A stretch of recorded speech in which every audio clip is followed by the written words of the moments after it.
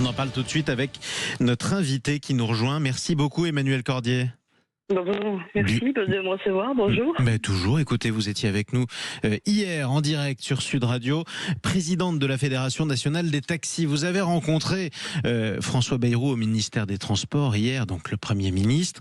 Qu'ont donné vos échanges ? Ça faisait longtemps que nous n'avions pas été reçus aussi respectueusement. Et ça, j'avoue que c'est quelque chose qui fait chaud au cœur et qui donne envie de croire en une sortie de crise vraiment rapidement et intéressante pour la profession. Alors vous demandiez deux choses. Un, recul d'abord de l'assurance maladie sur la nouvelle tarification des transports conventionnés. Et d'autre part, l'application de la loi Grand-Guillaume. En gros, sévir contre les VTC qui font de la maraude électronique. Si je résume grossièrement, est-ce que ça veut dire qu'il vous l'a promis ? Il nous l'a promis, oui, d'une certaine façon, puisque vous savez, les mots sont pas forcément ceux-là quand on les demande. Mais effectivement, nous avons été en face de personnes très ouvertes et qui étaient prêtes à recommencer le travail que nous avions fait depuis quelques mois concernant notamment la caisse d'assurance maladie, puisque nous allons reprendre l'intégralité de cette convention cadre qui est apparue au journal officiel ce week-end, le 16 exactement, juste avant notre manifestation. Et nous allons la reprendre point par point. Donc, ce qui est une grande avancée quand même pour nous, puisque c'était ces points-là qui bloquaient. Et puis concernant les plateformes de mise en relation, comme type Uber, donc voilà, c'était là par contre il y a une volonté de faire respecter la loi très très très rapidement.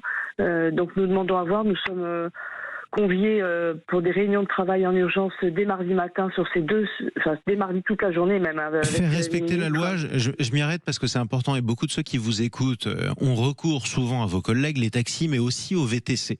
Aujourd'hui, techniquement, quand on ouvre une application de VTC, quelle que soit la marque, ça nous dit vous pouvez en avoir un dans 2 minutes, dans 3 minutes, dans 5 minutes. C'est ça que vous contestez. Vous voulez qu'à chaque fois qu'ils ont terminé leur course, ils retournent à leur base. Ce qui voudrait dire que sur l'application, mais on les aurait à 20 minutes, un quart d'heure, une demi-heure. Est-ce que ça... Les deux. Ouais. C'est les deux. Ce sont les deux en fait, puisque les textes de loi sont clairs concernant les VTC. Ils doivent retourner à leur base à la fin de leur course et ils n'ont pas le droit de prendre des courses à la volée, ce qu'on appelle à la volée, ou en maraude électronique, ce qui est complètement réservé qu'aux taxis. Donc, est-ce que ça veut dire que le gouvernement vous a dit qu'il était disposé à ce que ça se passe comme ça, c'est-à-dire à ce que lorsqu'on ouvrira dans quelques mois, j'imagine, notre application de telle ou telle marque, il y aura marqué non pas 2 minutes, 3 minutes pour le prochain VTC, mais un quart d'heure, une demi-heure. Est-ce qu'ils sont prêts à ce que ça se passe ? Oui, tout à fait. Ils vous l'ont dit clairement ? C'est l'engagement qu'on a eu, le respect de la loi, notamment cette problématique de la réservation préalable qui n'est pas définie, donc ou qui n'est pas, par conséquence, qui n'est pas, mise en application puisqu'elle n'est pas bien définie. Vous avez conscience du fait que ça bouleverserait complètement le modèle économique des plateformes, mais aussi des chauffeurs VTC qui travaillent pour Uber, je ne sais quelle autre marque par exemple. Évidemment, mais quand ils sont venus s'implanter et qu'ils n'ont pas respecté les lois, ils ne sont pas occupés de la dérégularisation de notre profession. Ça ne leur a pas posé de problème.